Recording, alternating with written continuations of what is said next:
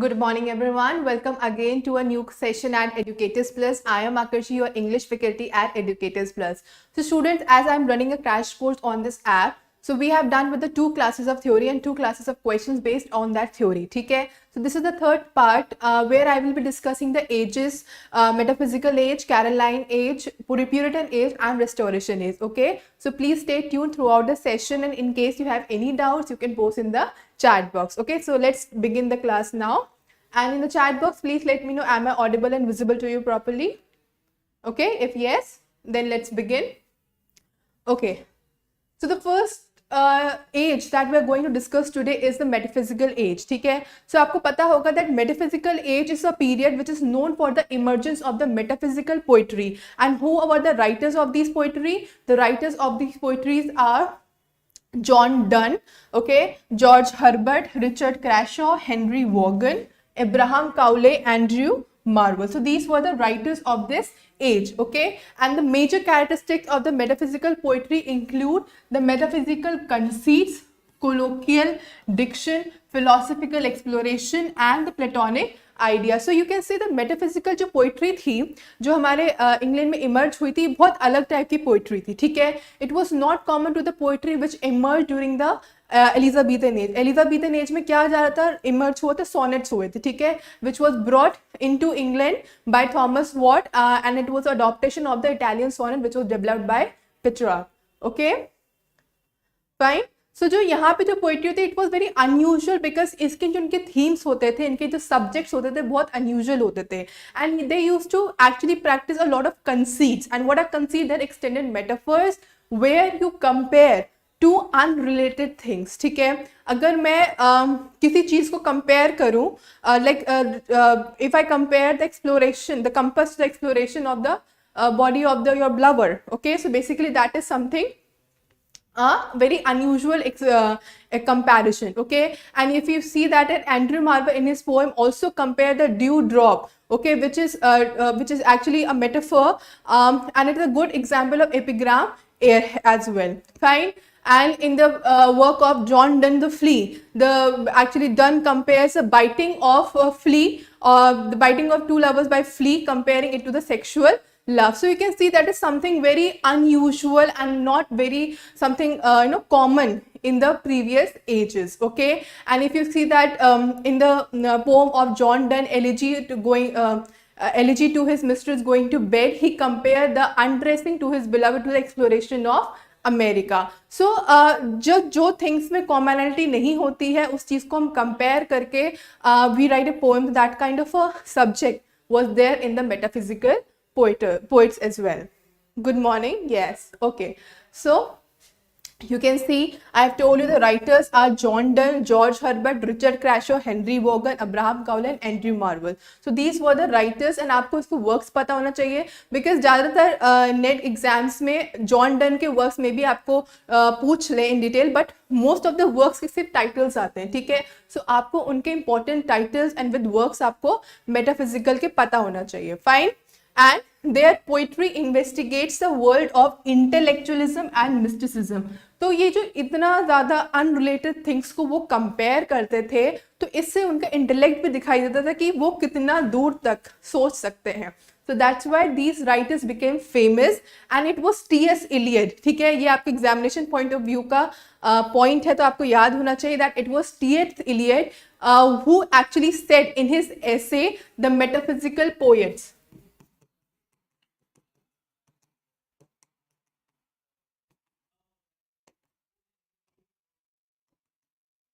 Okay, T.S. Eliot in his essay The Metaphysical Poet actually praised these writers. Okay, and what qualities of these writers he praised? He praised the very antique, romantic and intellectual qualities of this writer, of which Johnson and his contemporaries disapproved. ठीक है, आपको याद होना चाहिए ये चीज. T.S. Eliot ने press करा था and Johnson condemned these writers because he doesn't used to take this something intellectual. Okay, and these poets basically are used and remember for the use of wit, conceits, dialectic and paradoxes. And the metaphysical word, okay, was used by Dr. Johnson in Lives of English Poet. ठीक है. So it was actually Dr. Johnson who used this word metaphysical for the first time, but it was John Dryden.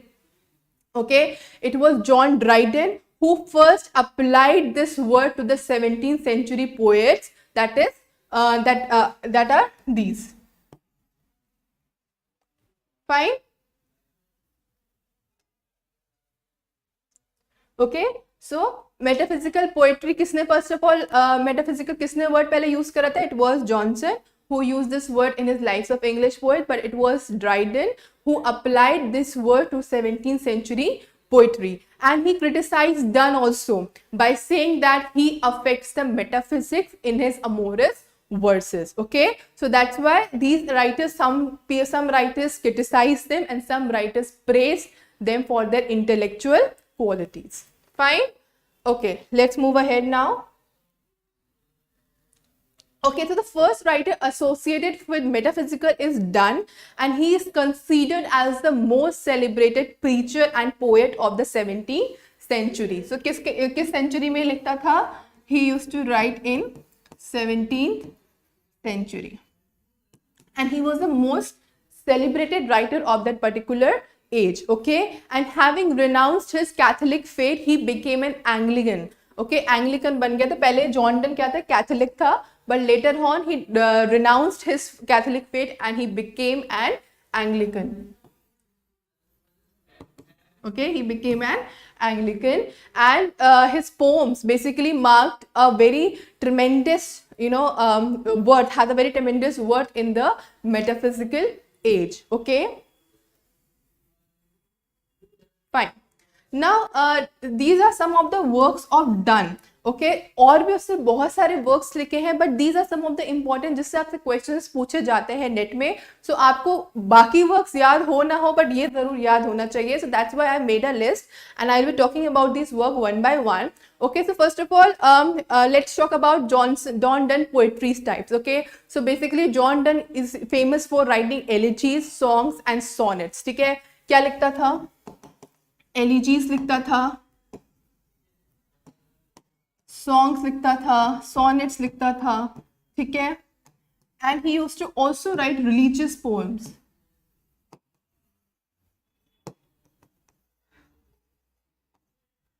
He used to also write religious poems, and religious poem form a major part of his career. ठीक है, उसने love poems भी लिखी है, religious poems भी लिखे, and he has also written satires, and his poems are popular for using paradoxes and conceits. तो उसके poems आपको क्या मिलेगा? Paradoxes मिलेंगे and conceits you can find in his poetry. So that's why I have given you some example in the beginning only कि वो बहुत unrelated things को compare करता था. That's why his poetry is famous for using conceits. Okay, and he was the leading exponent of a style of poetry called the metaphysical poetry. So as I told you that he forms a major part of the metaphysical age. So that's why he is famous for the style which is known as the metaphysical style, and which flourished and when this metaphysical poetry flourished, it flourished in the late 16th and the early 17th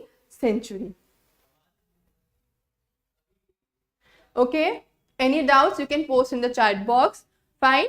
And please remember that Donne poems are considered as immature works. First, some of the starting works are considered immature works, and which works were they? The Storm and the Calm. So these were the immature works of Donne. ठीक है, ये दोनों immature work थे, but later on his work got refined, and his first mature work was the Progress of Soul. Okay, it was the first mature work which deals with the theme of transmigration. ठीक है, it was the first mature work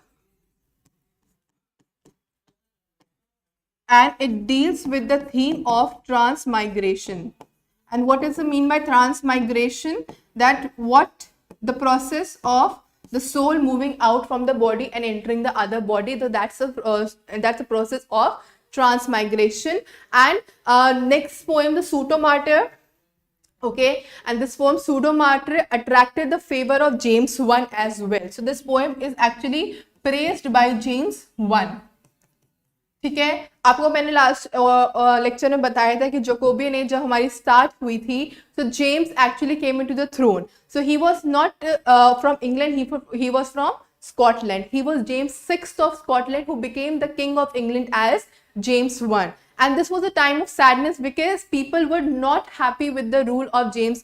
They were not actually emotionally attached to James I, and they were sad that Queen Elizabeth is no more. Okay? So that's why this James I, when he came, so this poem of John Donne, Pseudo Martyr, it actually was praised by James I.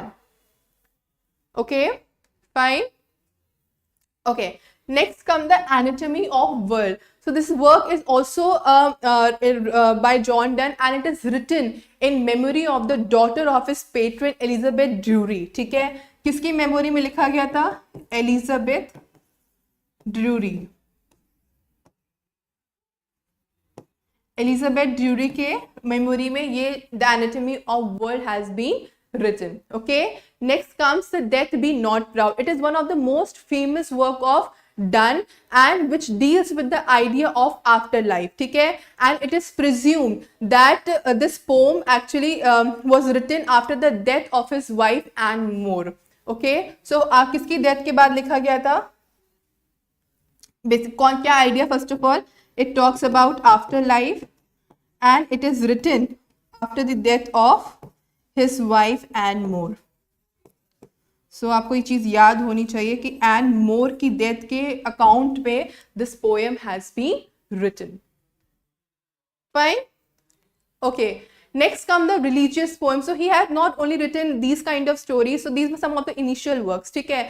Then उसने क्या लिखा? उसने religious work लिखना start करा, and Batter My Heart, Hymn to God in My Sickness, these both are religious poems. These are religious poems. So he was first of all, as I told you, that he was a Catholic, and later on he denounced his Catholicism and he became an Anglican, and then he has written some religious poems which are Batter My Heart and Hymn to God in My Sickness. So these are some of the religious poems of Donne. Then comes the love poems. So all these are the love poems of Donne.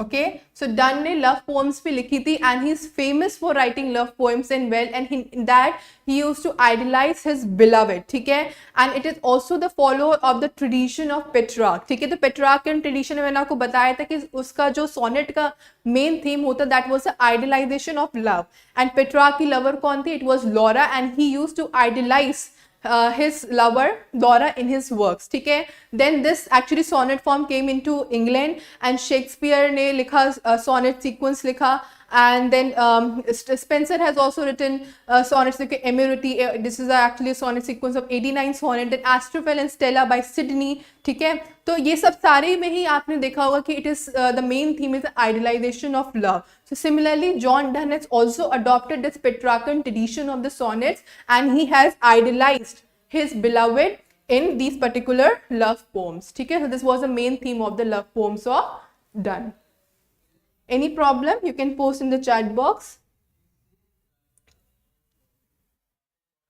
Fine. Okay, let's move ahead now.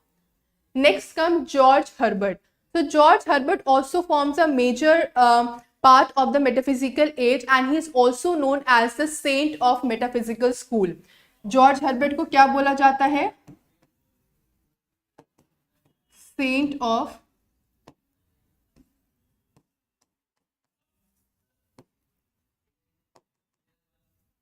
metaphysical school.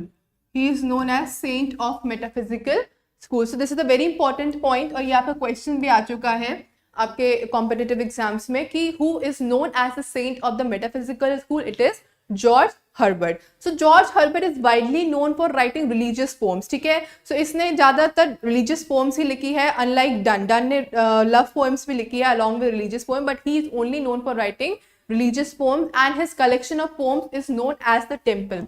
यहाँ पे question आ चुका है, who has written Temple? Who is the author of the Temple? It is the poetry collection by George Herbert. So please remember this name. You just have to remember the name, nothing else, because उससे ज़्यादा आपसे नहीं पूछते हैं, ठीक है? And in this poems, he actually make allusions to scriptures. And this next poem, The Altar, is also by George Herbert and is a very good example of the religious poetry. And the poem is also considered as pattern poem.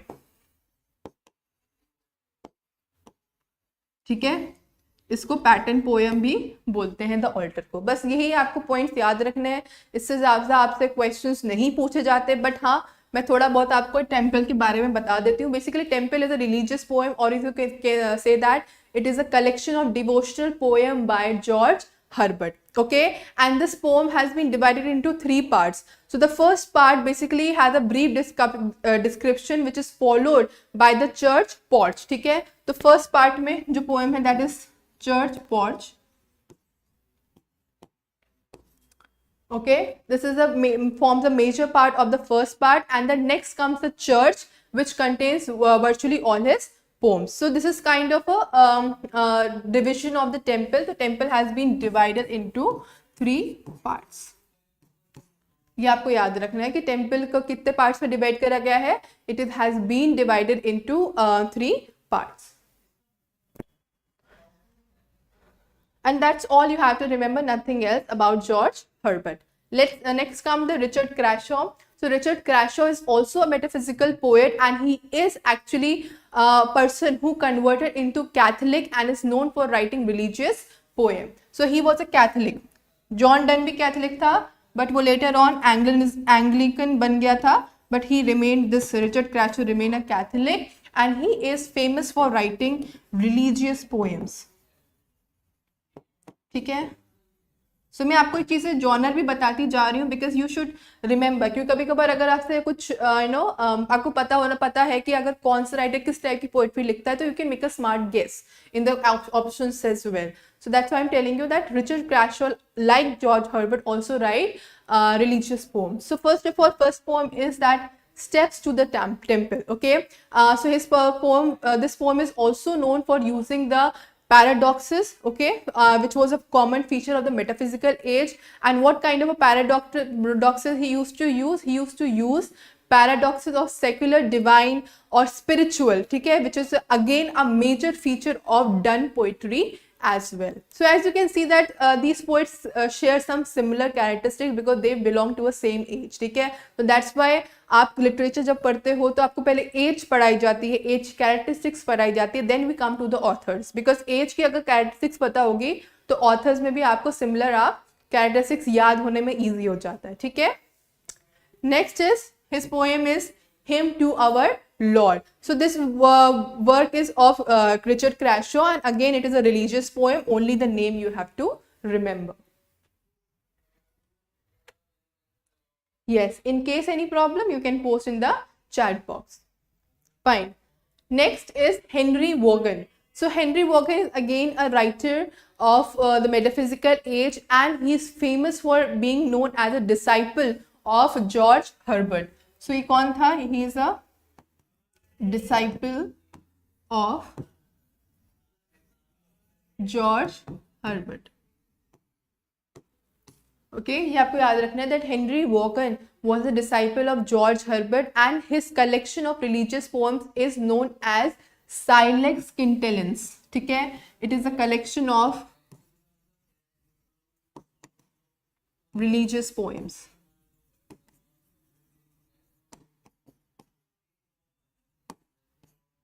ठीक है, आ रहा है समझ में?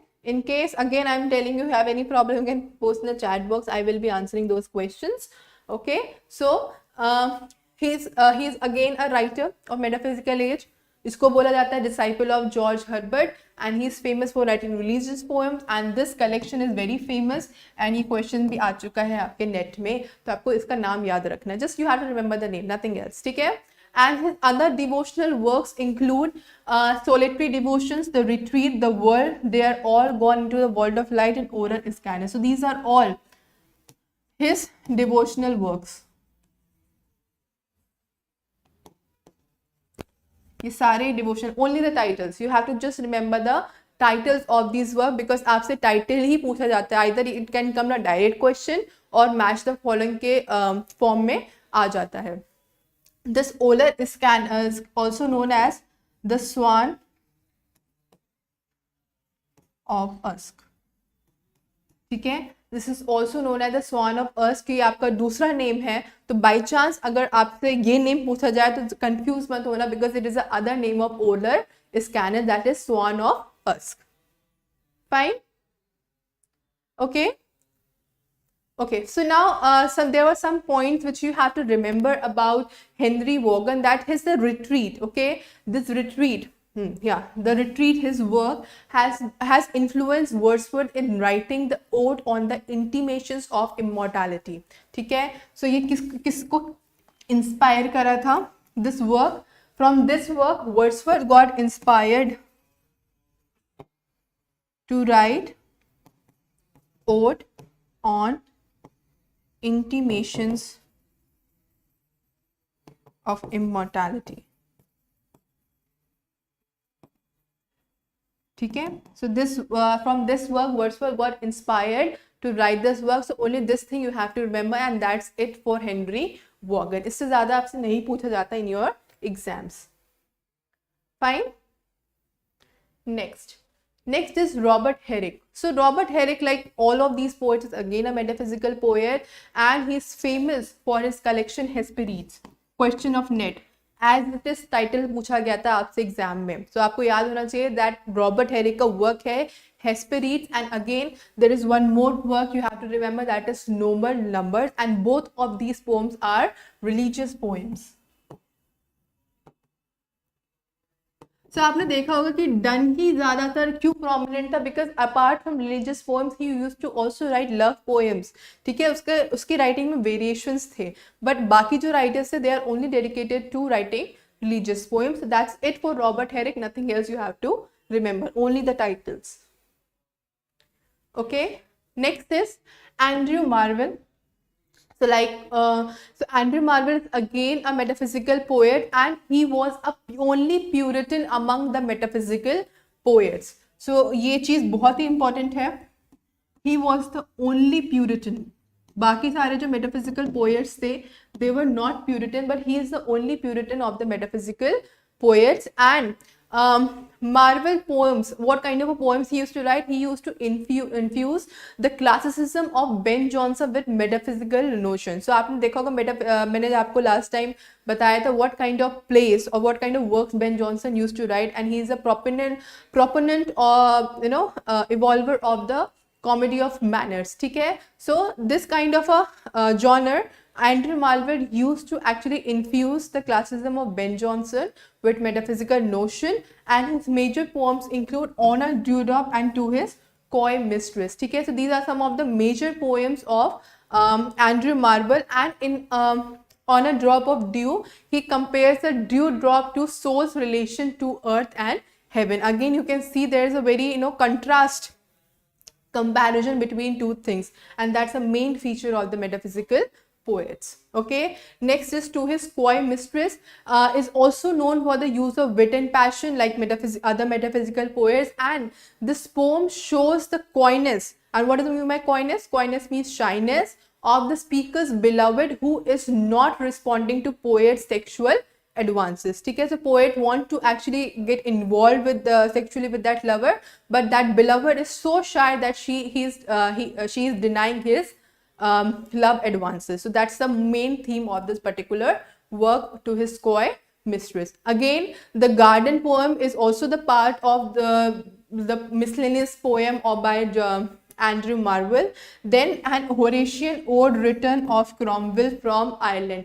ये as it is पूछा गया था आपके नेट के क्वेश्चन में, नेट के एग्जाम में एज अ क्वेश्चन कि who has written the Horatian ode upon written of Cromwell from Ireland, and it is whom? Andrew Marvell.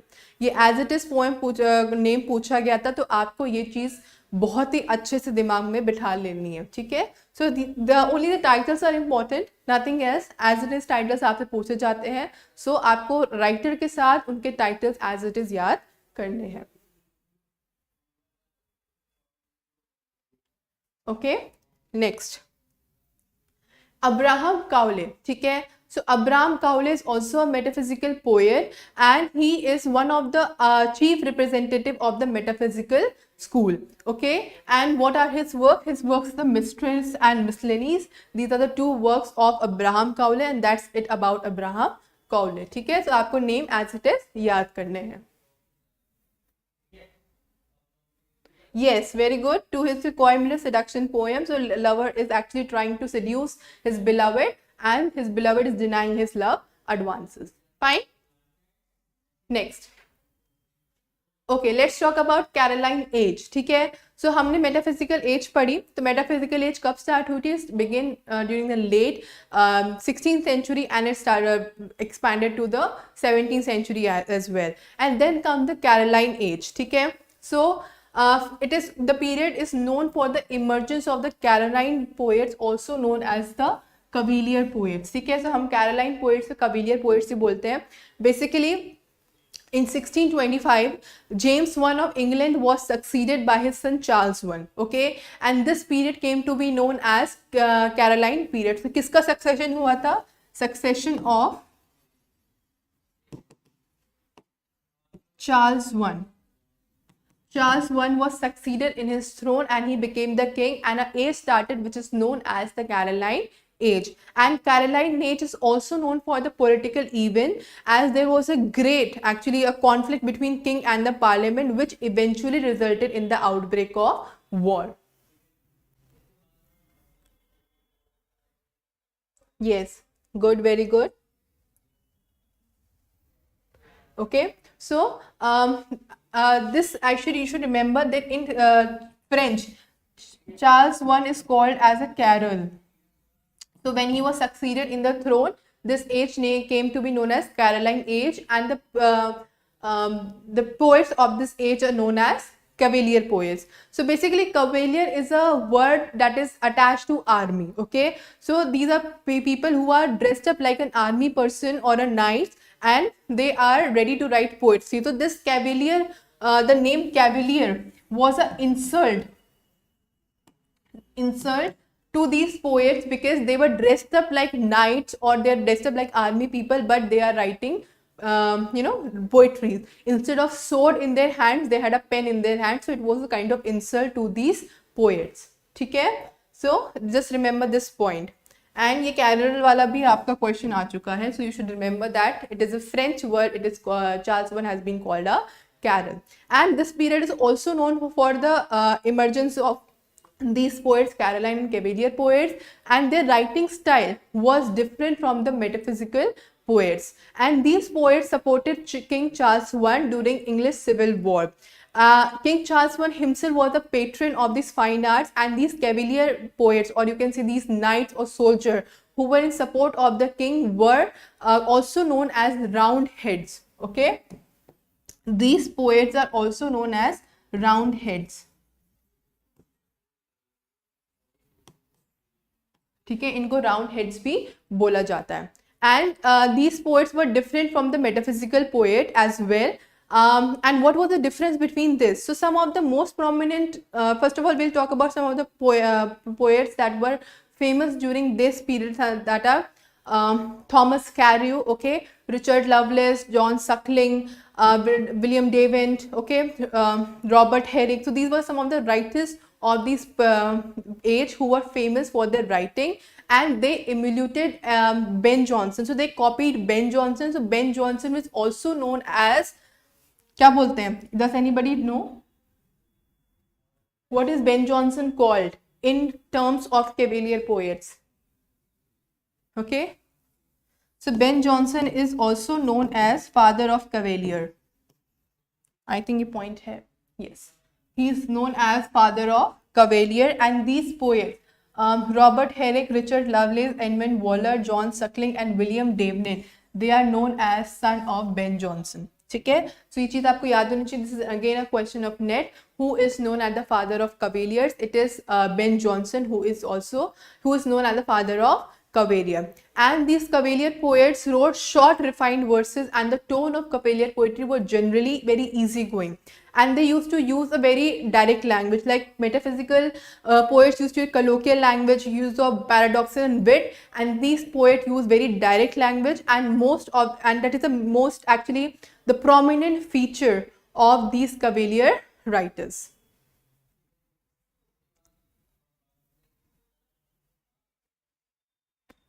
Okay, that's any problem you can just post in the chat box. And the metaphysical poets are also used to write very figurative or lofty, used to write poems in a very figurative or lofty language, while these Cavalier poets used to write poetry in a very simple, unsophisticated and very apt language में ये सारी poetries लिखते थे. So this was a major difference between the metaphysical and the Cavalier poets.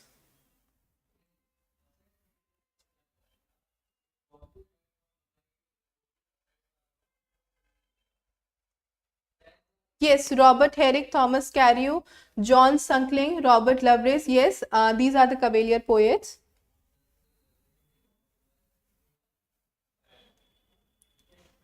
Okay, no, I was talking about not about Cavalier poets. I was talking about son of Ben Jonson. So in that, Edmund Waller and William Davenant is also the son, known as the son of Ben Jonson. For which books you need the help? You can just elaborate on your statement. Okay, fine. Let's move ahead now. So as I told you, Ben Jonson is known for the father of Cavalier. So basically, जो Cavalier poets जो poetry लिखते थे, they used to write poetry to impress the king. And who was the king? James I was the king at that point of time. So he used to write chivalric romances, lyrics, sonnets. बहुत ज़्यादा लिखा जाता था उस time में. So उनका सिर्फ यही motive होता था कि they have to praise the king, that is James I. ठीक है? And Ben Jonson has also written a lot of lyrics and chivalric poetry to impress the king. One of them is "Drink to Me My Thine Eyes." So this was also a work written by Ben Jonson, in which he has written to praise the King James I. Okay, and these poets, Robert Herrick, Richard Lovelace, Edmund Waller, these are all known as the son of Ben Jonson, and they used to follow Ben Jonson's style in their writing. Okay, and this is the most important point of Ben Jonson, that he translated Horace's Ars Poetica. Again, a question of nets. Okay, so you should remember this.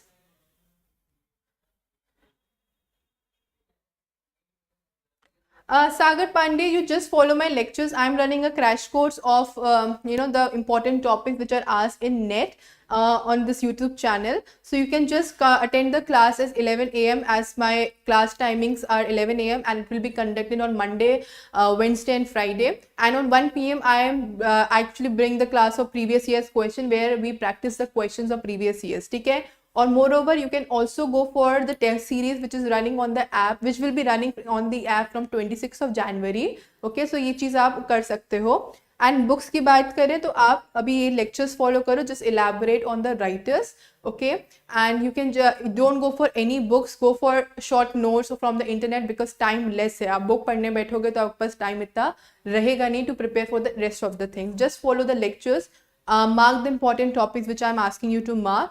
And just जो मैं आपको work read करने के बोलूँ, just read that. Okay, that will be enough. Okay, let's move ahead now. Robert Herrick. Okay, so Robert Herrick is a Cavalier poet, and he is the writer who used to follow the the philosophy of carpe diem in his work. Okay. The philosophy of carpe diem has been followed by Robert Herrick in his work. Just excuse me for a minute. Okay. Okay, fine. Okay, so this carpe diem philosophy has been followed by Robert Herrick, and there's one more question, that who has developed this word carpe diem philosophy? It is developed by Horace. ये आपका question है NET का, ठीक है, कि आपको किसने carpe डियम ये फिलॉसफी दी है? It was given by Horace. Okay, and he used to write lyrics again to praise the king, and his works actually inspired Wordsworth also writing the nature poetry. Also remember that he was a Cambridge educated poet. He was a Cambridge educated poet. ठीक है, Robert Herrick was a Cambridge educated poet and his poem depict a feeling for folk culture as well. Okay, and he is one of the finest lyric poets of this Caroline age. And there's one more point, ये भी आपका question है NET का, that Swinburne called Herrick the greatest songwriter ever born of English race. ठीक है, सो किसने बोला था? It was said by Swinburne, the greatest writer ever born of the English race. This sentence or this phrase has been said for Robert Herrick by Swinburne. ठीक है, सो ये आपका क्वेश्चन है नेट का, just make a point of it. And उसने जो works लिखे थे, the works are to the virgins, to daffodils and to blossom. So this word daffodils actually inspired Wordsworth in writing daffodil. So Wordsworth ने जिससे inspiration लिया था, it was from Robert Herrick work to daffodils. That's it. Any problem? You can just post in the chat box. Okay, so this was about Robert Herrick and his work. There is one more work which is not Hesperides. Okay, it is a collection of poems by Robert Herrick which deals with the theme of carpe diem. So जो उसका जो work में carpe diem की philosophy follow करता था, जो immensely वो दिखी है हमारी इस वर्ल्ड में, Hesperides. It is known for the following the philosophy of carpe diem. And what is mean by carpe diem? Carpe diem expresses a philosophy to seize the day, live the moment, don't think about the future. ठीक है, अभी के बारे में सोचो, enjoy the present time. That is the moment of carpe diem. Fine. Okay, let's move ahead now. Next is Richard Lovelace. So Richard Lovelace is also a prominent writer of the Cavalier tradition, and he was an Oxford educated person. So like Robert Herrick was Cambridge, this was Oxford educated person. Okay, and his works include To Lucasta, Going to Wall, To Althea from Prison, and Relic. So these are some of the work of Richard Lovelace. So you just have to remember the title and that's it, nothing else more about these work. Okay, or if you just want, you can just go through the summary of To Althea from Prison, and this is sometimes 2-3 times the question में पूछा जा चुका है. तो to make the paper tab they can inside of this particular poem, so आप इसकी summary पढ़ सकते हो. Fine.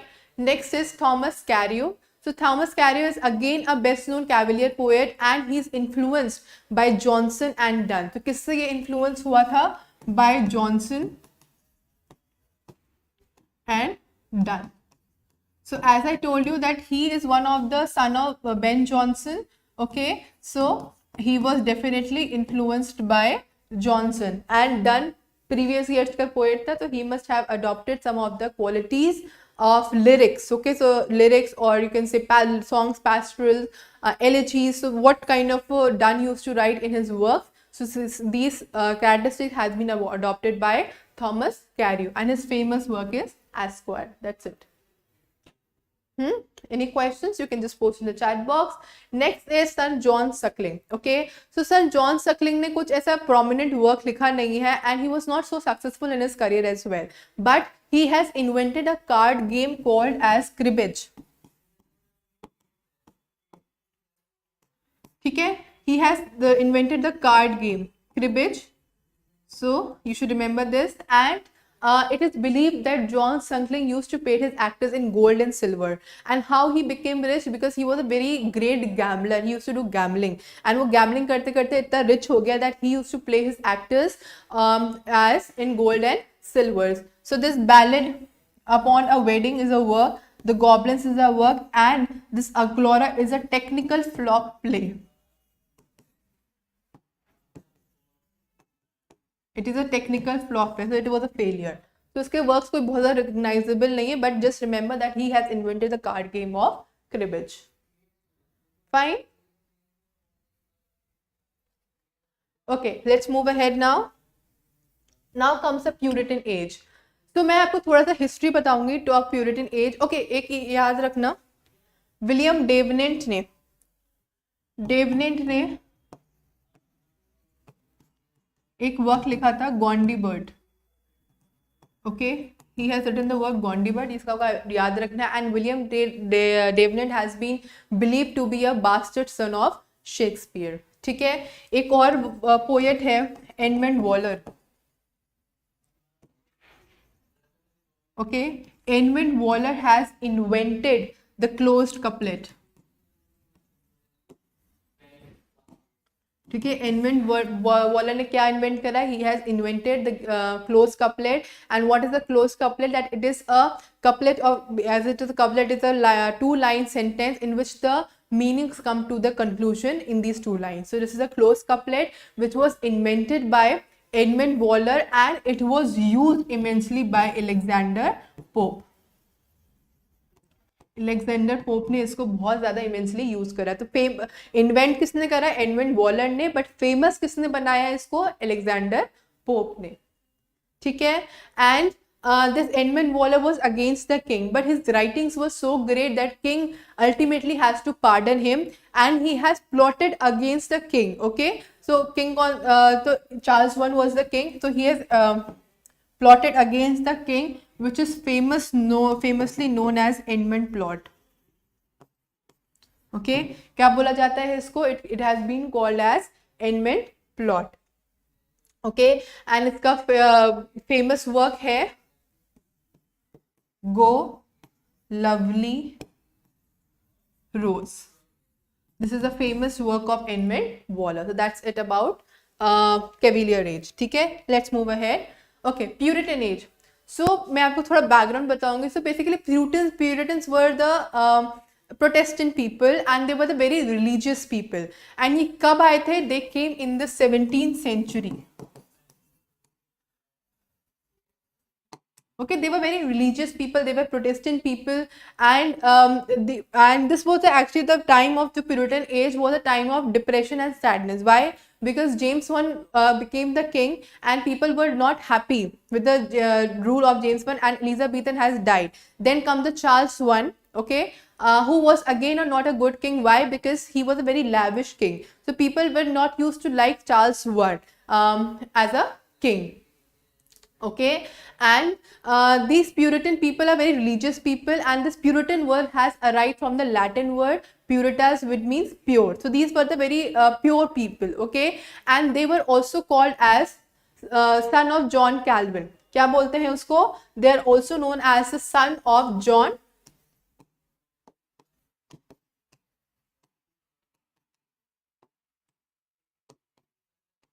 Okay, so these Puritan people are also known as son of John Calvin. And why they are known as son of John Calvin? Because John Calvin was a philosopher, ठीक है, who used to believe in the theory that we people are born sinners.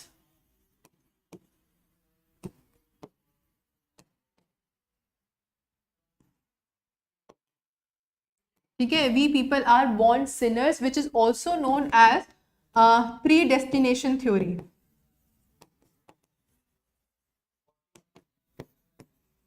ठीक है, it is also known as a predestination theory.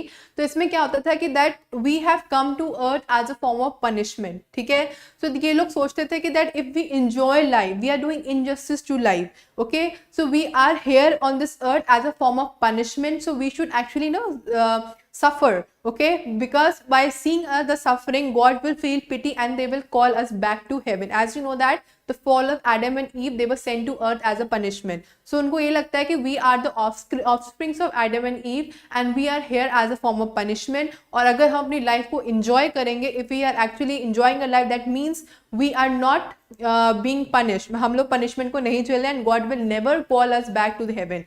But if we actually suffer, so God can see our suffering and as a form of reward he can call us back to heaven. That's why अगर उनको ठंड लग रही होती थी तो they never used to wear sweaters or never used to wear heaters.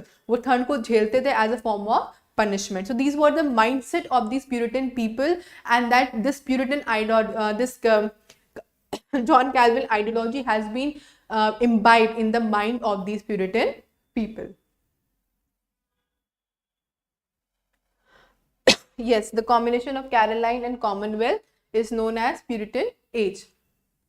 Okay, so let's talk about some more about Puritan age. So basically this age witnessed a major change of the politics of England as the conflict between king and the parliament resulted in the civil war. So यहाँ पे civil war was a very important feature of this period, that it actually emerged in this civil war in Puritan age. ठीक है, सो king और parliament के बीच में बहुत सारा conflict रहता था, and the reformation and religious conflict of the king and the parliament flowed through the war and ended with the execution of King Charles I. Basically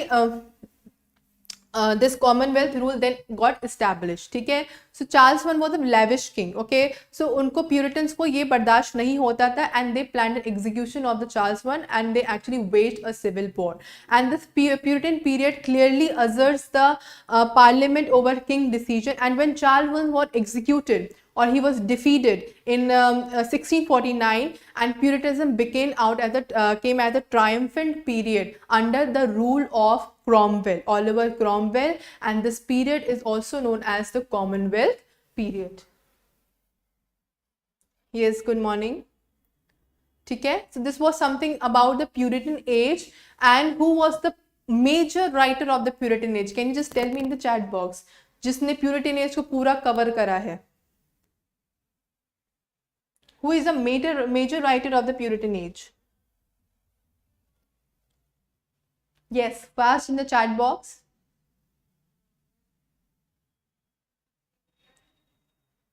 ठीक है, so next move ahead, it is John Milton. So John Milton is the major writer of the Puritan age, and he was the greatest poet of the Puritan age who wrote poetry in English, Latin and Italian.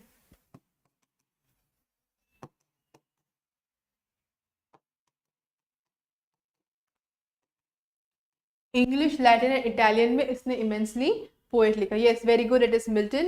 Okay, so he is a very prominent writer of this age, and he became blind in the age of 44. So आपको पता होगा उसने on his blindness लिखी थी. When the age of 44 he has become blind. Okay.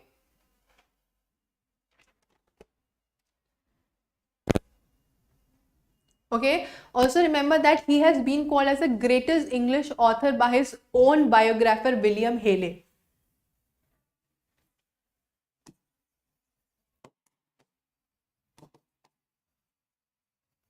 So William Haley is a person who called Milton as the greatest English author.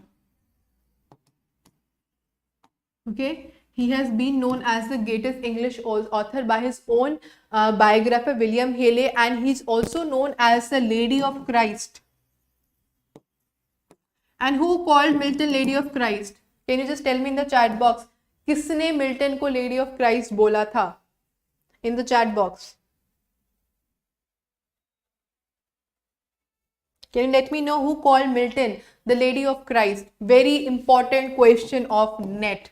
ये आपसे 2-3 बार पूछा जा चुका है नेट में as it is. So you should know who has called Milton the Lady of Christ.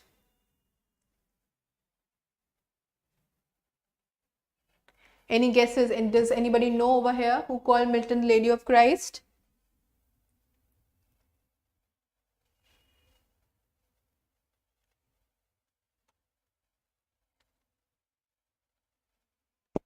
No, it is not Wordsworth, it is John Aubrey. John Aubrey is a famous writer who has written brief lives. Okay, and in his work Brief Life, he called Milton as a Lady of Christ. And why he called Milton Lady of Christ? Because Milton was so fair, he was so beautiful that he looks like a lady. So that's why, and he was from the Christ College, he studied in the Christ College. That's why he came to be known as the Lady of Christ. Okay. Okay, so basically as I told you that Milton was famous for writing in English, Italian, Latin, and his most radical prose tract was a Christian Doctrine, which is a scholarly treatise on the Bible. And he referred to the doctrine as his profession, and his first Miltonic work was On the Morning of Christ's Nativity. Okay, so On the Morning of Christ's Nativity is the first work by Milton. Okay, and this work is a nativity ode. It is also known as basically a nativity ode. ठीक है, इसको nativity odd भी बोलते हैं, and it is the first work by Milton, and in this particular poem Milton describes both the nativity and incarnation of Christ. Okay, and this poem was written at a time when Milton was a student of Cambridge, and in the hymn section of this particular work he describes the place of nativity. So this was all about on the morning of Christ's nativity. Fine. Next is Allegro. So Allegro is in Italian it means happy man, and Il Penseroso in Italian means melancholy man,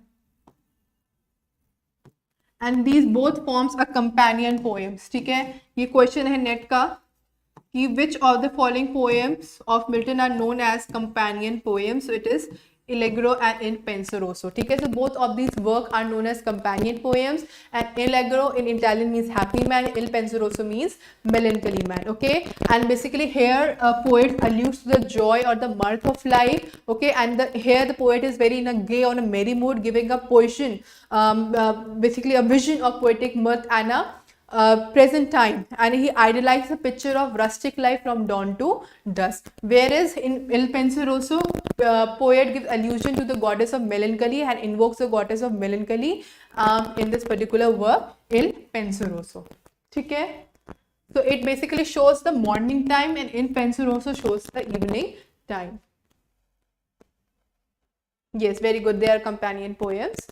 Okay, next is Lycidas. So Lycidas is a pastoral elegy, and किसकी death पे ये pastoral elegy लिखी गई थी? Can you just tell me in the chat box किसकी death पे ये pastoral elegy लिखी गई थी? Lycidas. मैंने आपको ये अपने questions में भी करवाया है, जो मैंने पहले previous year questions का session चलाए थे. This Lycidas has comparatively asked lot of times. Can you just tell me in the chat box on whose death this Lycidas has been written by Milton?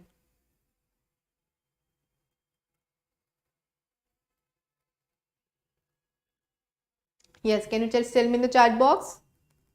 Okay, so basically Lycidas has been written on the death of Edward Said. Edward Said was the friend of Milton who drowned when his ship sank on his Irish Sea on the coast of Welsh. ठीक है, तो जब उसका ship डूब गया, he died. So on his death, this Lycidas has been written. That's why it's a pastoral elegy. And Lycidas here himself, Lycidas is Milton, who actually portrays himself as a shepherd in this particular work. And why he has written this work has been written so that his own death will not go unlamented. ठीक है, तो उसको लगा कि मैं जब मरूं तो ऐसा ना हो कि people will forget me. So he wanted people to remember, and that's why in a hope that his own death will also not go unlimited, he has written Lycidas for his friend Edward Said. Yes, Edward Said, very good. Fine. Next is Comus, or you can say a mass presented at Ludlow. Also, one point you should remember about Lycidas, that Lycidas pastoral poem or pastoral tradition was actually made famous by Milton, and but Dr. Johnson has denounced this pastoral form. He calls this form as a coarse form. He didn't like the pastoral tradition. So you should remember, this is a very important point. Okay, then Comus, a mass presented at Ludlow Castle 1634. So ये जो आपका Comus है, mass presented at Ludlow Castle, you should remember this is the subtitle. ठीक है, ये subtitle है the mass presented at Ludlow Castle का Comus का mass presented at Ludlow Castle. Again, this marks the development of the Milton's mind from merely pastoral to the more idyllic tendency, and this actually shows the seriousness or the purposive tendency of his work. Okay, and this work was again written on a suggestion. And who suggested Milton to write this work? It was written under the suggestion of his friend H. Laws. H. Laws was his friend, under whose suggestion Milton has written this work to actually celebrate the Earl of Bridgewater's entry on the presidency of Wales. So this was written on a suggestion of H-Laws, who was his friend, to celebrate the entry of Bridgewater's entry to the coast of Wales. Okay, and Comus here can be defined as a pastoral drama and a mass written in honor of chastity. So here the Comus is a god of revelry and the festivity, and he is defending chastity in this particular work. So in the defense of chastity, this work has been written. If you have watched my lecture for Chaucer also, I told you that wife of Bath was the first feminist character who actually defended chastity in his work. Okay? Who actually questioned chastity and which was defended by a student of Oxford. So here also the defendants of chastity has been shown in this particular work. Okay, next is on his blindness. So Milton became blind at the age of 44. ठीक है, so उसको लगता था, then he has written the greatest sonnet of his lifetime, that is on his blindness. So on his blindness में what he says that, or you can say the other title is that when I consider how my light is spent. Okay.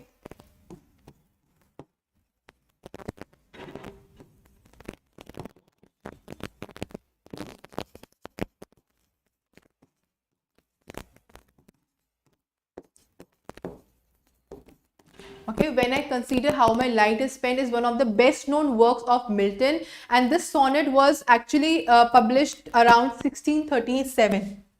जैसे Comus 1634 में था, Allegro in Il Penseroso 1632 में था, ये 1637 में publish हुआ था. ठीक है, you should remember this point. And in this work, basically, this work has been written again in an Italian sonnet form, that is a Petrarchan form. So it is again a Petrarchan sonnet. Yes, it is again a Petrarchan sonnet. Petrarchan sonnet में क्या होता है? Octave and sestet होता है. ठीक है. Shakespeare में क्या होता है? 3 quatrains होती है and फाइनल कपलेट होता है. स्पेंसर में क्या होता है? जो 3 quatrains होती है, it is attached by a rhyme. So this variations of sonnet you should remember. Okay, so again this sonnet was written, and it is an autobiographical sonnet in which Milton actually meditates on his own loss of sight. Okay, so he was very fearful that he has not written something great till now and he is becoming blind, and because he has not written something great, he will not be remembering for his in his later years. Okay, but he consoles again in the sestet that the gods still worship them, those who stand and wait. ठीक है, and this actually continues, this idea continues in the whole sense, the sestet.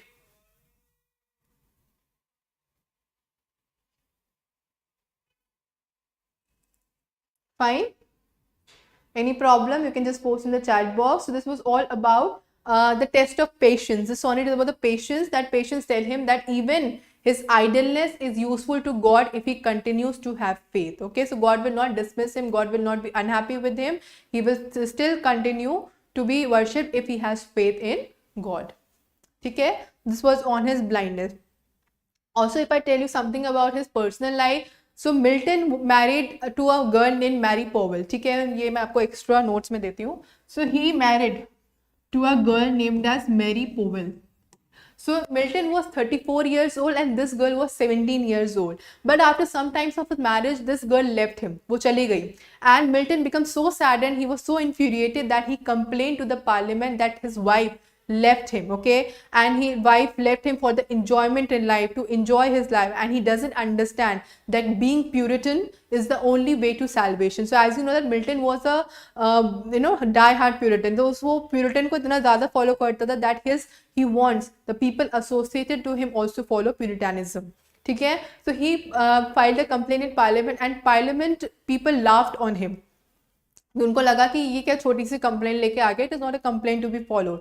तो उसने फिर बाद में क्या कहा कि these people will have you not understand that women is the major destruction of a man's life. Okay, it is a major hurdle to a man's life, and a man should take responsibility of the woman to make her pass right and to take her to the way to salvation. Okay, and women is a real hurdle to man's path to salvation. And he also dared Parliament that if you not make a law, your wife will also run away, and then you will also be bearing the same consequences as I am bearing. So these Parliament people became very scared, and they passed a law that if a wife left the husband, okay, left without his permission, it will taken as a act of adultery, and that girl or that woman will be given a death sentence. So this Mary Pebble, by hearing things, becomes so scared, and she returned to Milton. Okay, and this this statement is known as the Milton's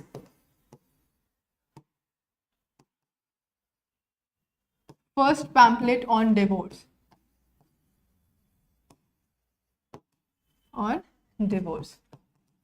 And later on, by serving Milton, she died. But Milton was very optimistic. He married again. Now he married to another girl known as Catherine Woodcock. Okay, and he has written an epithalamion. Epithalamion क्या होती है? जब आप खुद poem अपनी marriage पे लिखते हो. And he dedicated the epithalamion, "Methought I saw my late spouse saint." Okay, to his wife Catherine Woodcock, which means that you are a copy of my wife. So who was the first wife? Mary Pebble. So this epithalamion was dedicated to Milton's second wife, Catherine Woodcock. Okay, then again this wife also died by serving Milton. Then Milton was again a very optimistic person. He married for the third time with a lady known as Elizabeth Manshall. क्या नाम था उसका? Elizabeth Manshall.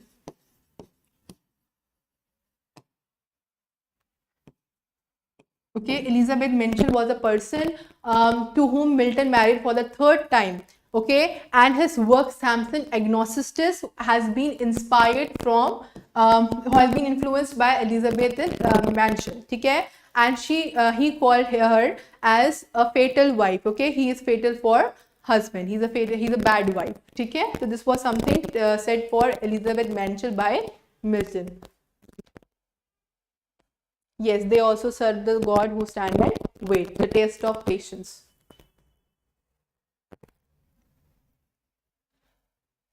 Fine. So this was all about Milton's life. Again, when Charles I was executed, okay, so Milton became very fearful because when Charles II became the king, and he started killing Puritans and removing them from the prestigious positions. Okay, so then Milton requested Charles II that please pardon me because I'm a poet. Okay, so you should pardon me because I'm not a soldier, I'm a poet, I'm a poor poet, so please pardon me. And for this pardon thing, he has written the poem When the Assault was intended on the city. Just check the title once. Okay, intended on the city. I think it is the right title, but sometimes in prepositions that also हो सकती है. So when the assault was intended on the city, that was a work written by Milton as a request to Charles II to please pardon him because he's just a poor poet. Yes, Elizabeth mentioned. Good. Okay. This was all about Milton. Next is On the Late Massacre of Piedmont. Again, it is a work written by Milton, and this work has been inspired by the massacre of the Weldonshires in Piedmont by the troops of Charles Emmanuel II soldiers. Okay, so this was just about the battle. Okay, next is Paradise Lost. It is the greatest epic poem which is written by Paradise Lost. So on the arriving at the age of 23 is a particular sonnet by Milton. Okay, and this particular work, he has made clear that he is looking for something big. Okay, and that's why so he was actually gathering material to write the greatest epic of all time, that is Paradise Lost, and it is a poem by Milton written in blank verse.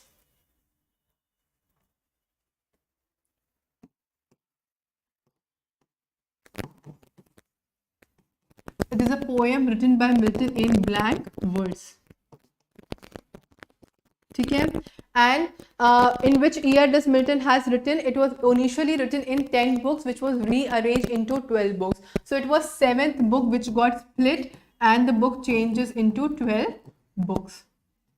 Okay, so it actually got published into 12 books, and the first the printing year was 1667, and the next was 1674. Okay, so these were the years of publication. First, it was published in 10 books and that was rearranged into 12 books. Fine. So if you just now, if you read the version of Paradise Law, you can see that they have 12 books. And what was the subject matter of Paradise Laws? Basically, the subject matter of Paradise Laws was the rebel of the angels, their banishment from heaven and their coming of hell.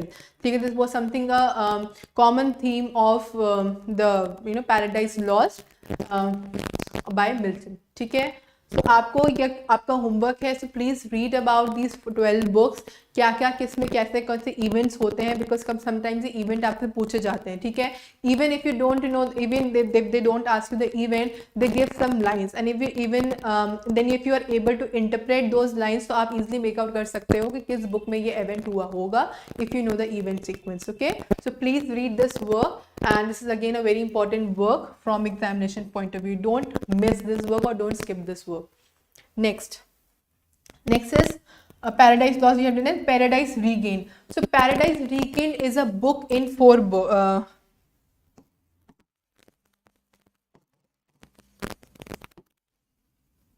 Okay, Paradise Regained is a work in 4 books and it was Thomas Elwood.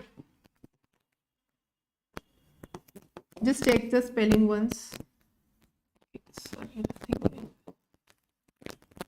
Okay, it was Thomas Elwood who suggested that you have written the Lost of Paradise.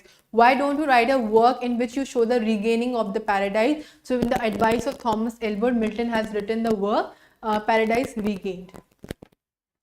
Yes, it is a biblical story. Okay, the Paradise Regained has written by Milton on the advice of Thomas Elwood, and this was a failure. Okay, first of all, let me tell you, it was published in 1671.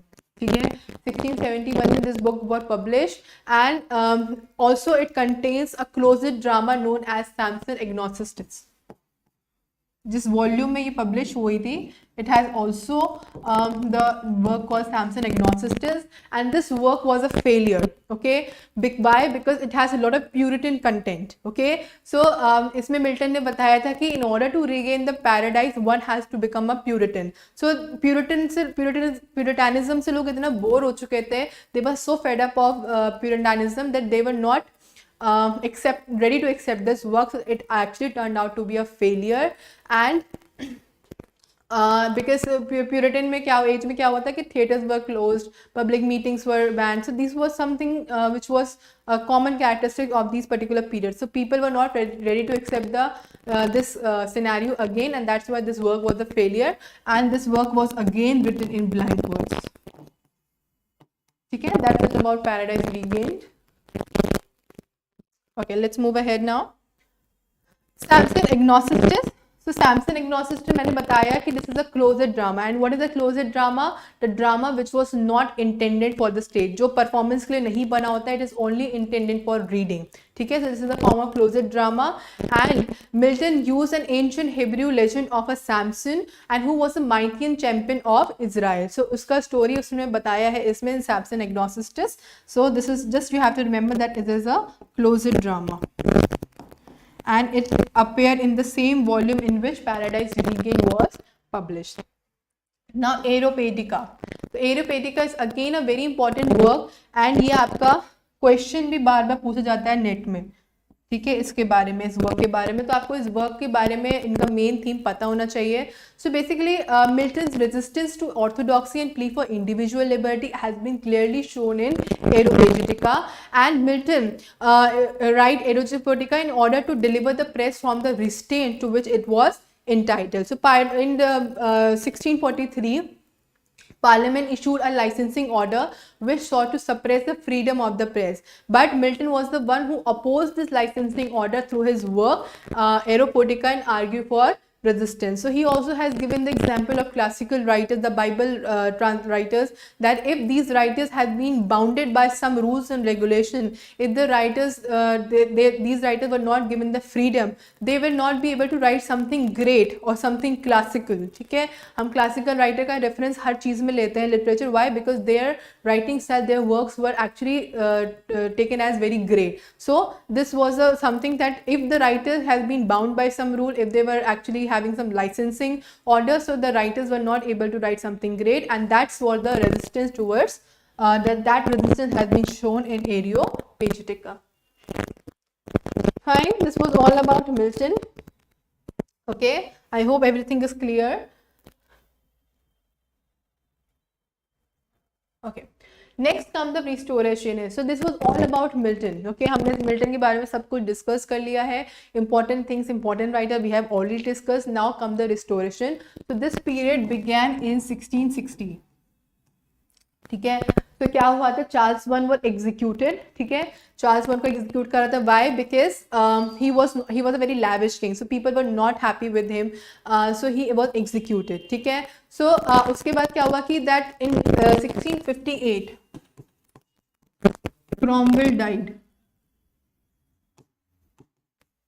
Okay, so Cromwell's son was not a competent king. Okay, so people requested Charles II, जो Charles II था, Charles I का बेटा, requested Charles II to be the king and fight against Cromwell. So Charles II ने Cromwell के against fight करा and he won the battle, and this this event is known as the Restoration Age. Restoration हुआ इसका event, and restoration of what? Of monarchy. Restoration of monarchy. This is the question of net कि restoration of किसका था restoration? It was a restoration of monarchy. ठीक है, so this restoration period then began in 1660, in which the King Charles II, who was the exiled Stuart king, was restored to the English throne. And then what happened?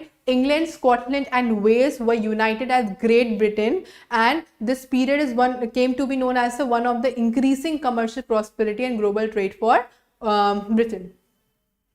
Okay, and this Charles II, when he became the king, he learned from his father mistakes and launched certain acts. कौन से उसने act launch करे थे? In 1661 he launched Corporation Act.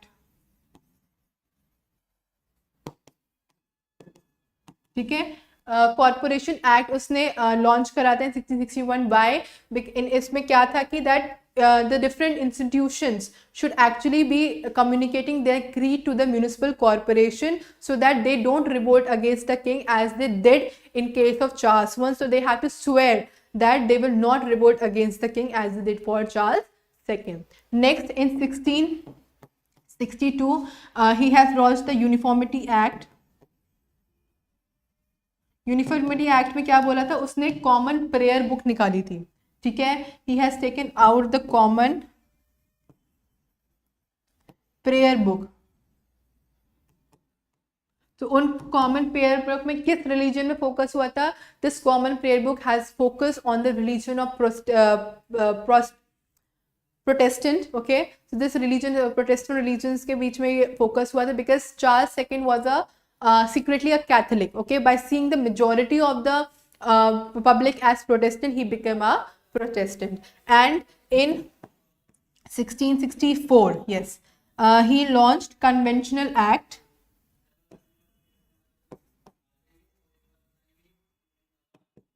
ठीक है, he launched Conventional Act. Conventional Act में क्या था? That the private meetings of Puritans was banned. So Charles II took every measure to ban the Puritans. So this was about the Conventional Act. So ये जो act उसने launch करे थे कि उसने अपने fathers की mistakes से सीखा था, and then he launched act so that the people should not revolt against him.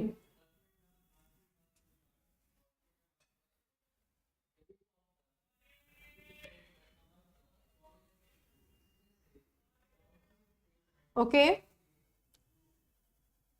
Fine. So this was something about the Restoration Age. Okay. Also, just remember that Charles II actually became was running a parliament. ठीक है, तो उसमें क्या हुआ था कि जैसे उन्होंने सोचा कि जब उसके बाद Charles II के बाद का Charles II का कोई heir नहीं था, because he has multiple affairs. तो उसका ऐसा कोई हेयर नहीं था कि जो उसके बाद किंग बन पाए. And people didn't want his brother James II to actually become the king because he was a Catholic. James II was a Catholic.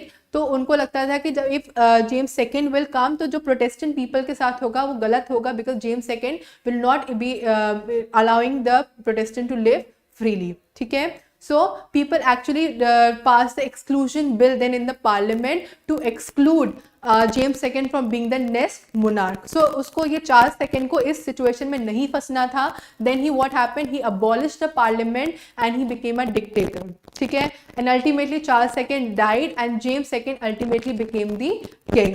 And when James II became the king, so he actually abolished all the Protestants from the higher positions and make everything Catholic. उसने Catholic books launch करी, Catholic हर चीज़ Catholic होने लगी because he was the sole follower of Catholicism.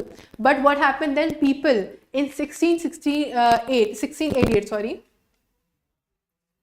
in 1688 people requested his son-in-law. And who was the son-in-law? It was William of Orange.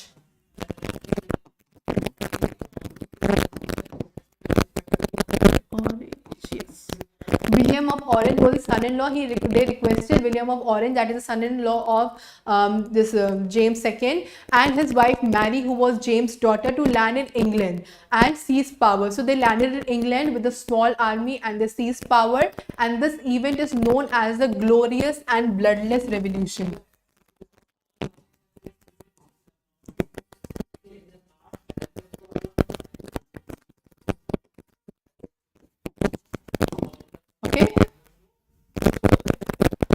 H. Kumar, you can just go on the Educator Plus app. There might be some number you can contact on that number and the information will be provided to you. Okay.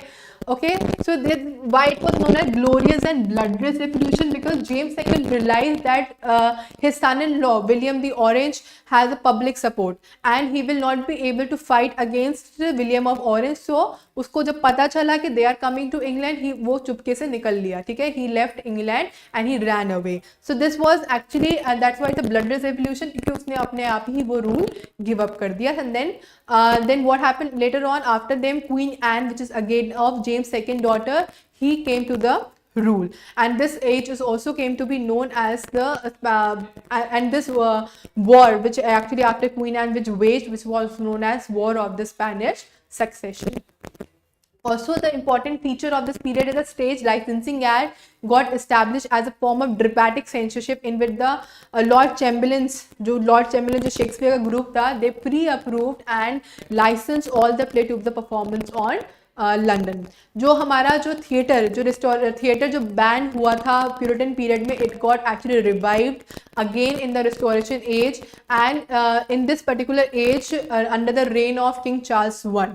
ठीक है. It got again flourish and with the restoration of king Charles one to the throne came the restoration of the theatre, and this theatre became flourished during this period and it replaced the theatre of the Commonwealth period. And the theatre which is of the modern time, which is restoration time, it was different from the previous theatre. Why? Because here the plays are performed for a different kind of audience with visualization and effects of artificial light. So this actually Charles II was also a follower of the fine arts, so theatre under him got flourished.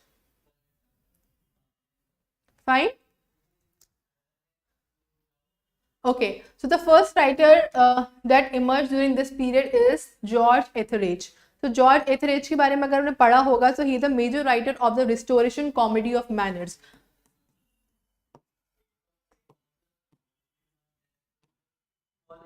ठीक है. Comedy of Manners. ठीक है. Comedy of Manners got flourished during this period of time and he was the first major writer of this particular works, and he had written the first comedy, The Comical Revenge or Love in a Tub. ठीक है. The Comical Revenge is basically a play which consists of comic plot dealing with fools, gallants and ladies of different wit.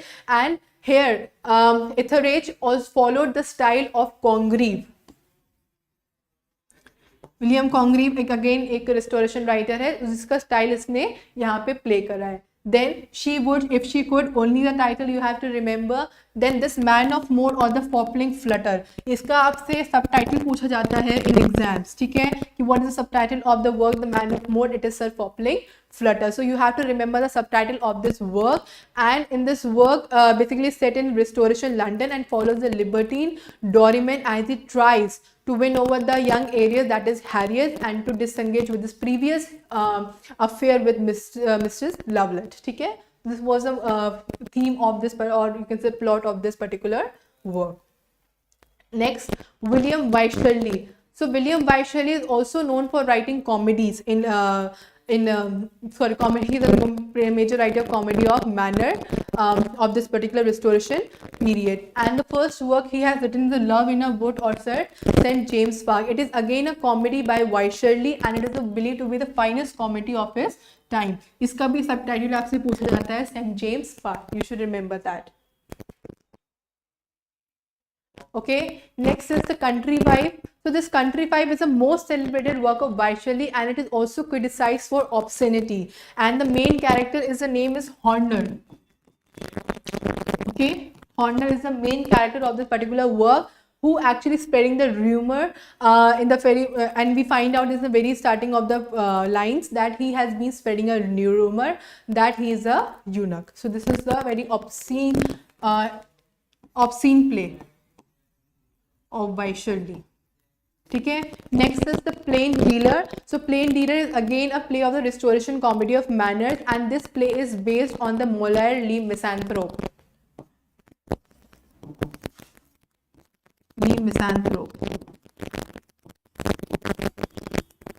ठीक है, question of net कि जो plane dealer है किस पे based है? It is based on the work of Molière Misanthrope. Fine, this is all about Wycherley. Let's move ahead. William Congreve. So William Congreve is the most celebrated writer of the Restoration period, and he is also known as a master of pure comedy. क्या बोलते हैं इसको? Master of pure comedy.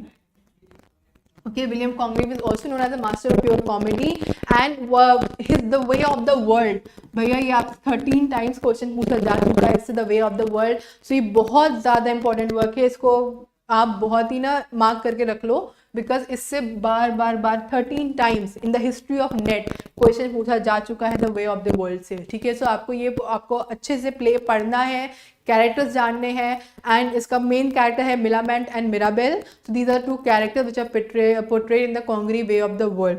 Okay, and these are regarded as the most charming restoration figures. So you should read this work. Next is Incognita. So Incognita is known as the novel of intrigue. Okay, so it is known as the novel of intrigue.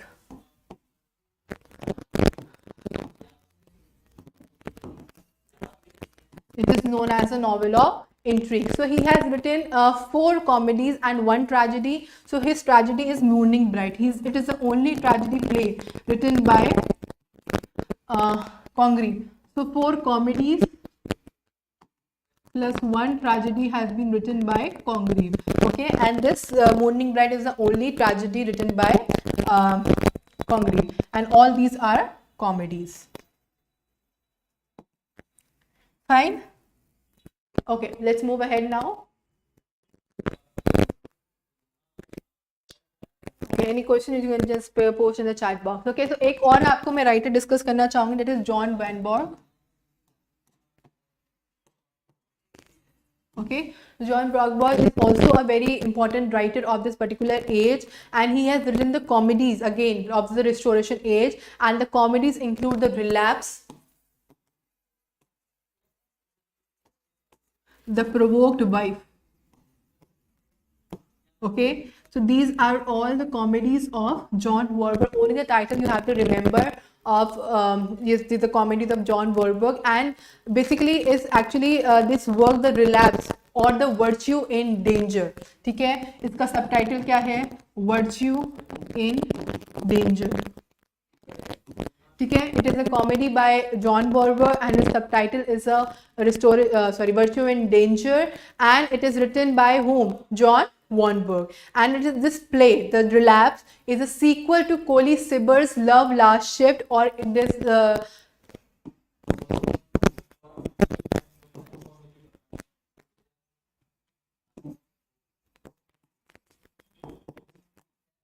और इसका subtitle क्या है? वर्चुअर rewarded. ठीक है, इसका subtitle है virtue rewarded. ठीक है, और the Fool in Fashion, the Fool in Fashion, this is also the subtitle. तो आपको ये चीज याद रखनी है, that Relapse is a Virtue in Danger, इसका सबटाइटल है, उसका sequel to Love Last Shift which is a play by Colley Cibber, और इसका एक और सबटाइटल क्या है? The Fool in passion.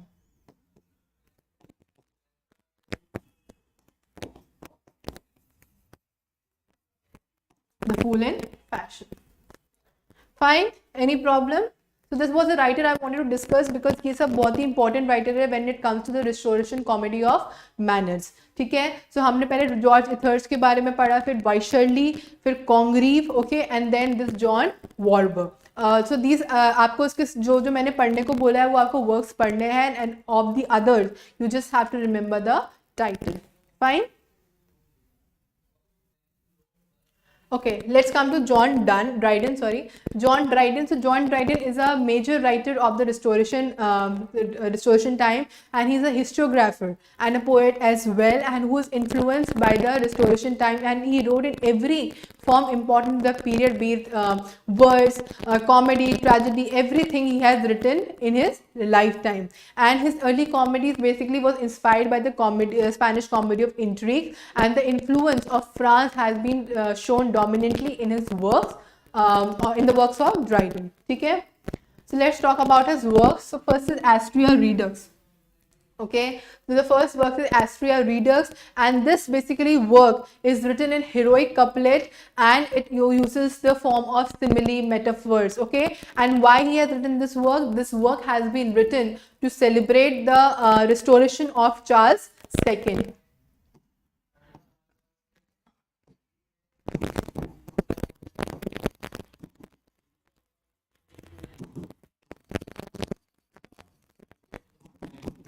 ठीक है, चार्ल्स सेकेंड का इसने यहाँ पे सेलिब्रेट करा है the restoration time. Fine.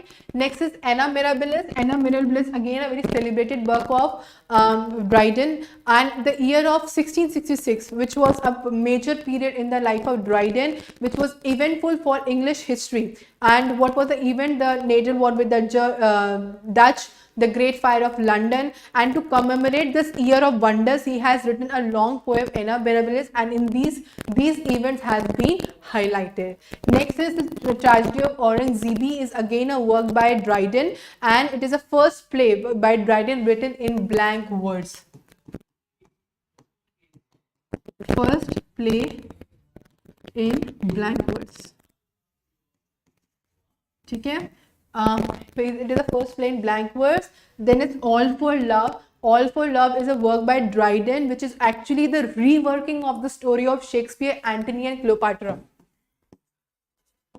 Antony and Cleopatra का ये रीवर्किंग है. ठीक है, तो उसने यहाँ पे उससे इन्फ्लुएंस होकर this all for love has been written. There is one more work of Dryden, that is the state of innocence.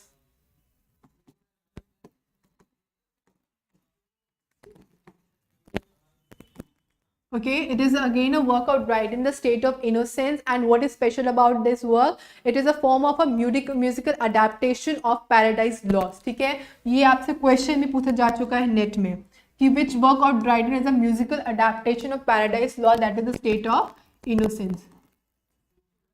Adaptation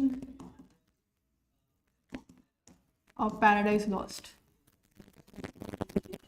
ठीक है, ये आपको पता होना चाहिए, musical adaptation of paradise lost. Okay, next is the Conquest of Granada.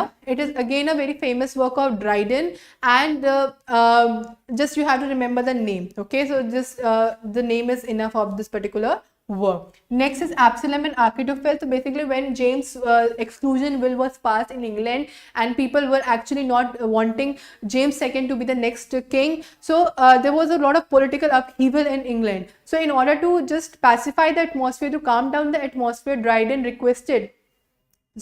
Charles II requested Dryden to write a work to actually calm the atmosphere, calm the public, and that's why Dryden has written Absalom and Achitophel. Okay, and it is a kind of a satire on Monmouth and Shaftesbury.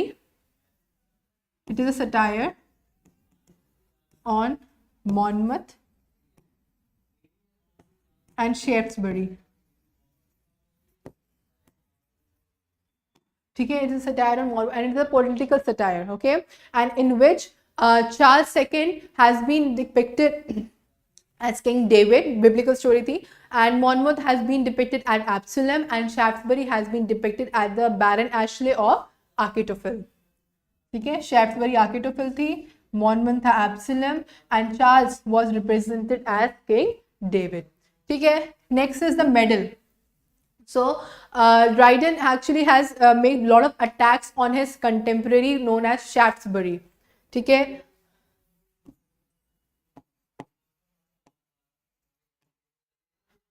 चलो मैं आपको समझाते हैं. The medal is an attack on Shaftesbury. ठीक है, it is an attack of Shaftesbury which actually ignited the counter attacks as well, and then Shaftesbury has written the Medal of John Byce. Okay, it is a work by Shaftesbury. So when Dryden attacked Shaftesbury in his work, the Medal, which actually ignited the counter attack. So Shaftesbury has written the Medal of John Byce, which is a work by Shaftesbury on, and it is an attack on Dryden. Then as a result, Dryden has written Mac Flecknoe, okay, which is also known as Son of Flecknoe. Okay, and son of Flecknoe कौन है? Flecknoe कौन था? Richard Flecknoe. ठीक है, so later on Dryden has written Mac Flecknoe, which was again an attack on Shaftesbury, and Mac Flecknoe is a word which actually in English means son of Flecknoe. And who was Flecknoe? Flecknoe was Richard Flecknoe. So basically what happened in his, he said that when Richard Flecknoe became bored of his empire and he wanted to say that who will be the next emperor for this kingdom of stupidity, he looked all his sons and he found Thomas Shadwell to be the best fit. Okay, so this was something, a satire, or you can say a lampoon. It was a personal satire which was made on Shaftesbury by Dryden. ठीक है, ये आपको याद रखना है. और ये question है नेट का, ये क्वेश्चन है नेट का कि सन ऑफ फ्लेक्नो किसका ये subtitle, it is of Mac Flecknoe. ठीक है, then marriage are mode is again a comedy by Dryden. Religious Lycee is again a religious satire. ठीक है, ये religious work है, and it shows the Dryden's keen interest in theology. Okay, and it is a long religious poem arguing Christianity over deism, the Bible as a guide to salvation, and the Anglican Church over the Catholic Church. So it is a religious work, as the name signifies. Next is The Hind and the Panther. It is a work by Dryden, and it is actually a beast fable.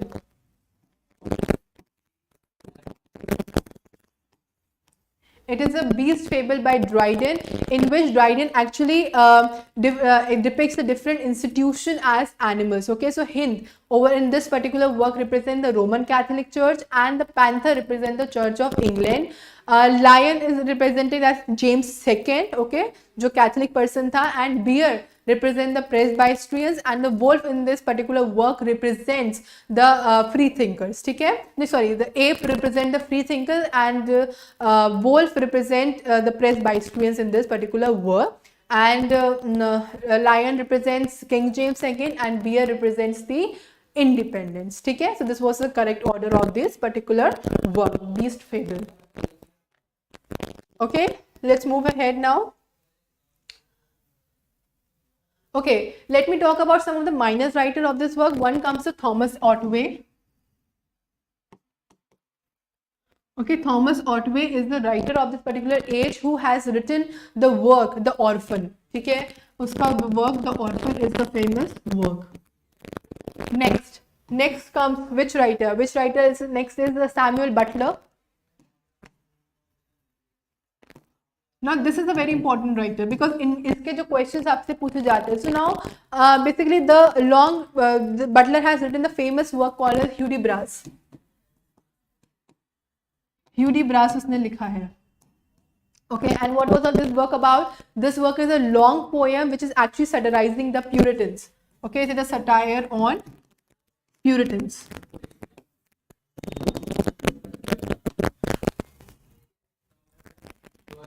Question of net. ये आपसे question पूछा जा चुका है. That Hudibras is a satire on. It is a satire on Puritans, and this work is written in a form of a mock, kind of a mock for the Puritans. Then he has written other works at Airborne and Airborne Revisited. ठीक है, इसने next work क्या लिखा है? Airborne and Airborne Revisited. ठीक है, these are some, ये सारे आपसे क्वेश्चन पूछे जा चुके हैं इस वर्क्स के बारे में, तो आपको ये वर्क्स पढ़ना है, just read about the main idea and that's enough. And the last work is the way of all flash.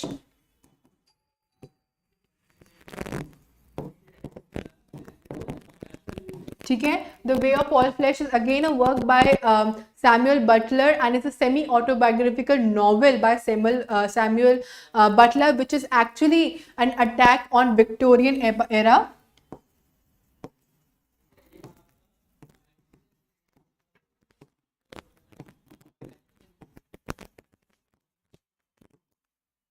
It is an attack on Victorian era hypocrisy. ठीक है, are you getting it?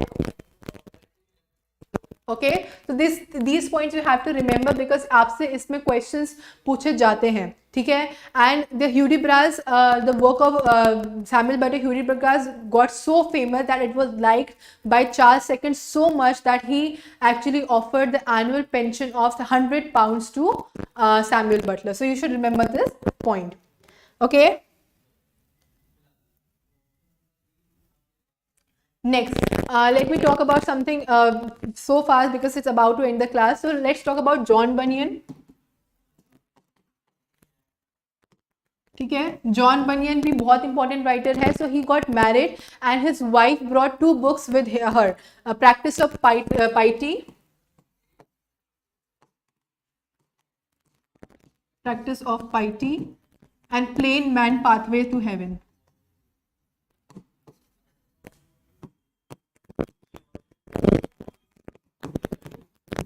ठीक है, reading these 2 books he got so much inspired that he wanted to be a preacher. Okay, he started preaching people. ठीक है, but people, the preacher, the popes were very angry to him because he didn't have a license. John Bunyan didn't have a license to preach, and that's why he got arrested. He got arrested for a 12-year prison. ठीक है, 12 साल के लिए वो jail में चला गया. And for what reason he was arrested? Because under the Conventional Act.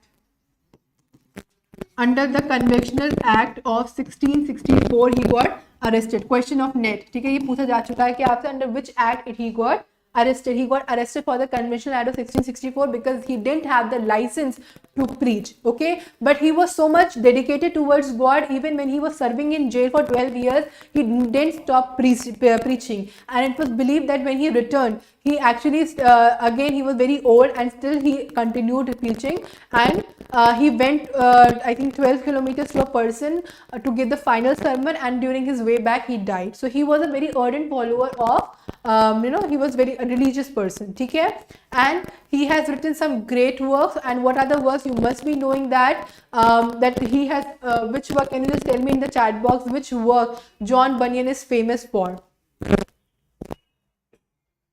Okay, so he is famous for writing Pilgrim Progress. Okay, and what is the full title of Pilgrim Progress? Pilgrim Progress from this world to that world which is yet to come. ठीक है, and in this this is a question of net. In the 6-year gap, he has written 2 parts of Pilgrim Progress. ठीक है, in the first part, he actually goes to a journey to a city of destruction, to salvation and heaven. And in the second journey, is the pilgrimage, which is deals with the pilgrimage of his wife, Christian's wife, which is what was the name? The name was Christiana, and her children from the city of destruction to city of salvation. And who were the companions of Christiana? Her companion were the guide Great Heart. Okay, and a friend Mercy. Okay, so these were the companion of this one, Christiana by Christiana. Okay, next work is the Holy War. Okay, this is the Holy War is also a work of Milton, of John Bunyan. And what was the work about? So this is a typical allegorical poem, okay, and which actually shows the conflict between good and evil. So it is an allegorical work. read about this particular work. And what are the other works of John Bunyan? Can you just tell me in the chat box what other works? If you must be knowing that Bunyan has also written Grace Abounding. Okay, this is the work of Bunyan, and it is a Puritan, okay, spiritual autobiography. So ये आपको point याद रखना है. It is a Puritan spiritual autobiography.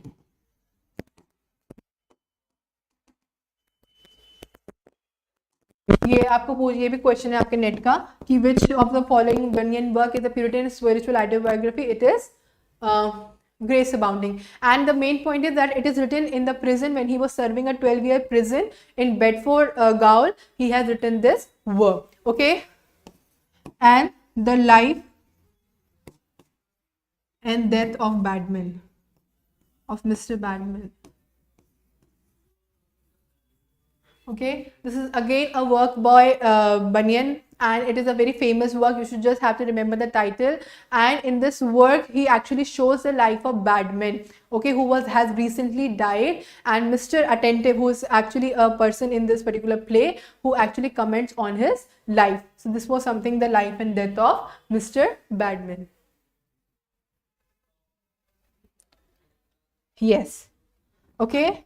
Any problem, you can just post in the chat box. So we are done with the writers of the Restoration, Puritan, Metaphysical and the Carolean times. I hope I have made myself clear to you. I tried to cover the important writers and their works and important events which have occurred during this age. And whatever I have marked important, please read it and mark it important. And let's meet at 1 p.m. for the previous year question class. So the questions will be based on the theory which we have studied. So it's, if you have some time, you can just revise and please attend that class. So we'll be solving some question in that. Till then, have a break and take care.